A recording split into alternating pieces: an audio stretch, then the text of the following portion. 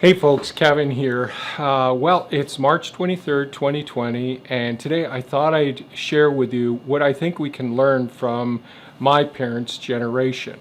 My dad would be 104 years old this year and had been through a pandemic during early childhood and through the Great Depression. And so he was a very frugal, very thrifty guy, as our parents were at that time. And he also went to war during World War II as well. And there are many things that we can learn from that period of time that I think are applicable to our current situations with this crisis we've got going on all over the world and here in the United States. Many of us are being told to social distance, stay at home, don't go out unless absolutely necessary.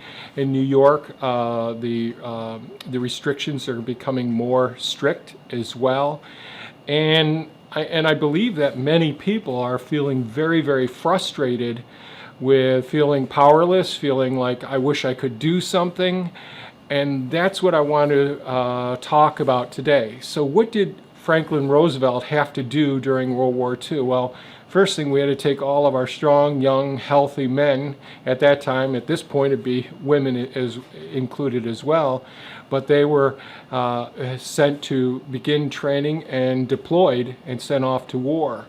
And President Roosevelt made a mandate that the factories had to produce firearms, produce ammunition, produce tanks and airplanes and ships as well. So there was this tremendous wartime effort where the elderly folks, the kids, and all the women took on all of these responsibilities. And at that time, people were encouraged. Well, there were requirements. One, the president and the first lady, Eleanor Roosevelt, started a whole movement, and part of it had to do with restrictions of what you could buy at stores. Like right now, we have people who are going in and stripping the shelves clean, which is a major issue. At that time, people were given coupon books because some items like sugar or meat or whatever it was that was in that coupon book, you could only buy so much at a time. And that was fairly tightly controlled. And people were told, we need to have food supplies that's every bit as important as the ammunition to take care of our troops as well. So those people who were saving our lives and fighting the battles and doing all the work, the heroes, needed our work to support them. So that meant producing as much food as we could. And that meant victory gardens started. People were taking vacant lots, using their lawns, converting their lawns into garden areas to grow food for themselves.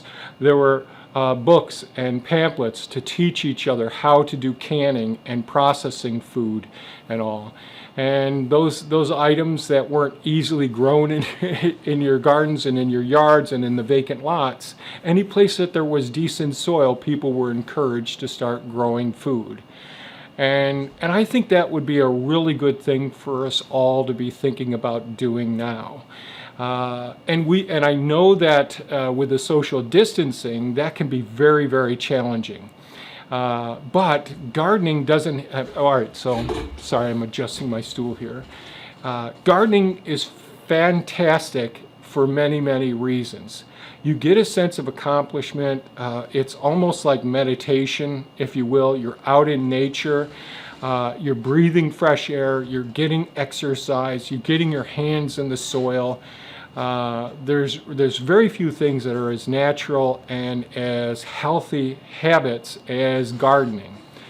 Gardening typically, if in those times, it was probably a very important part of social gathering as well. I think that we have to restrict ourselves, at least in the time being, to consider not gathering in the gardens. But we could have people who may not be able to get into the gardens do some of the coordinations of a community. So we could have social groups and community groups. One person could do coordinating of creating a time schedule for starting seeds inside of their own homes in small places. If you know, you can start like just 2 seed flats, 72 cell, you can have, well, 144 seeds started in just 4 foot by 18 inches under one set of shop lights. And that could take care of one whole garden bed. So there could be people in their own homes for very modest costs be able to start all their seeds and all. There could be someone who could be designated for getting the site ready.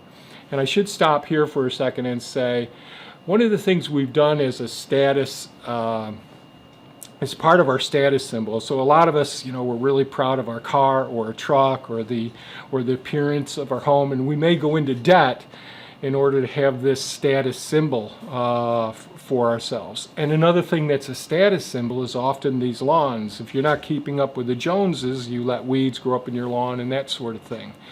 Wouldn't it be awesome if we replace a lot of these energy consuming, time consuming, and pollutant reservoirs? Many of our lawns are manicured by professionals, and they're using pesticides on the lawns as well. Wouldn't it be great if we could reduce the amount of pesticides used, reduce the amount of fuel used for lawnmowers and weed whackers and all, and turn those lawn spaces into beautiful gardens? And not just gardens that are vegetable gardens that are seasonal gardens, but also we could be growing berry bushes and fruit trees and all of that. And maybe we might want to think about some of our park places and trying to make transitions in those places. So now's the time that you can communicate with other community leaders and discuss the possibility of making transitions. And some of the trees that are already located in those areas, there can actually be grafting that goes onto those trees. So we may have a beautiful flowering pair. Well, what's wrong with also having it produce some fruit as well? So I just wanted to mention that there's possibilities for people to think about changing their communities, changing their yards. And what a better way to teach our young children about life and about growth and getting out there, getting exercise, getting away from the computers for a while as well. We'd have to, during the immediate time, try during these next few months anyways, be practicing social distancing as well. But it could be coordinated. So one of the first things, like when I want to take an area that is basically lawn and loaded with weeds, and I live in Oswego, New York. So right now it's snowing outside, and it's March 23rd, and I can't get plants without a fear of frost killing them in the ground until May 25th. But since most of the snow is gone, we're just getting a small amount of snow today, we could be doing occultation or doing solarization. So those things are basically going out and laying out a tarp and getting the tarps secured to the ground so that the wind doesn't take it away. And a black silage tarp would be fantastic. Or picking up from Home Depot or Lowe's the black plastic and laying that out in the lawn. And what that will do is it'll decrease the chances of those plants benefiting from photosynthesis. And the sun's, the heat from the sun will heat up that black plastic and tend to kill the weeds as well. So over a couple month period, a black plastic or tarp being laid on top of the grass can kill that area. You could go out and also lay cardboard on the surface of it, and potentially on the surface of the ground, and take no meat or dairy, but take vegetable matter, leaves, all of those things, lay that on the ground, lay some cardboard on there as well, and then put the tarp on it. You could use solarization with taking clear plastic, laying that on top of the grass and weeds that are there, as long as it isn't too tall, and the sun hits that, and that'll be like a little greenhouse oven inside there as the days start to warm up as time goes on, and that'll burn off. Now that'll kill some of the microorganisms in the first inch or so of the topsoil, but that would be one of the shortcuts to getting things done. And you'd have to make sure that the location that you're choosing to put your garden in is a good location. You don't want to have a low spot in a property where water comes. So now's the time to get out there and look at those places. Does it get full sun? What about when those trees leaf out? How much shade will those trees put on that location? So trying to find the best places. And there are plenty of plants that we can grow in the shade. But just thinking of the standard gardens that we may want to be putting in neighborhoods or in someone's yard or even in your front yard, you may have to contact your local town or city because there can be ordinances against growing in your front yard. Now's the time to get people to think about this and say these are the times that we need to be more resilient, more self-sufficient, being able to meet our needs as well. There'll be people who that you know that have been doing canning or used to do canning years ago.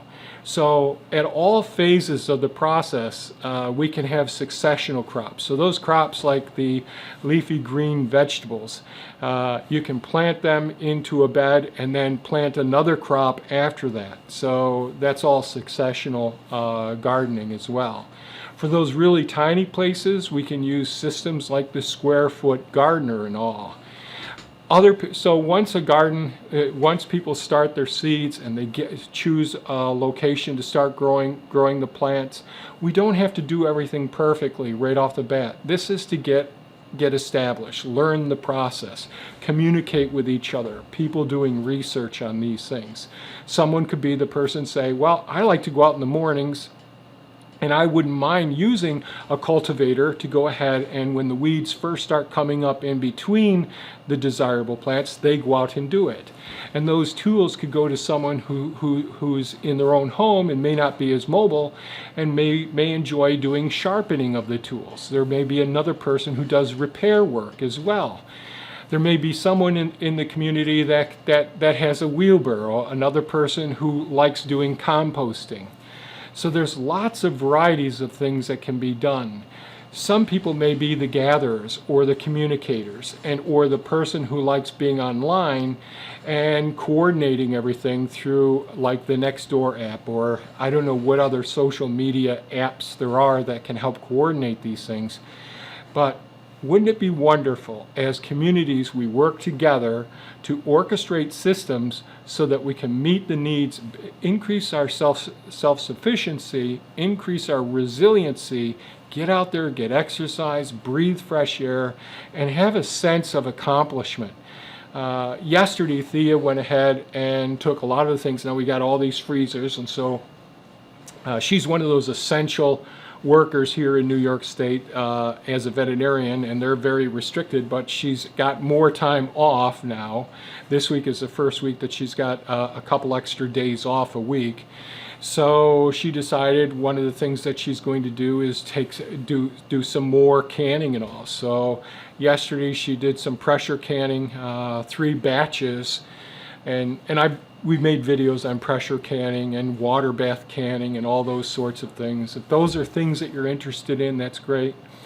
I'm always thinking about, like right now is not the best time to buy seeds, but it is a good time because if this is the beginning of of you getting involved in gardening, then by all means start buying seeds now. But grow the foods that you want to eat. Communicate with friends and neighbor, and there's lots of perennials. There's people like me, like I put an ad on Craigslist for some of the bushes. So elderberry, the food consumption berries, elderberry, gooseberry, 2 different types of gooseberries, black currants, red currants, pink champagne currants, thornless blackberries, 2 different varieties, red raspberries.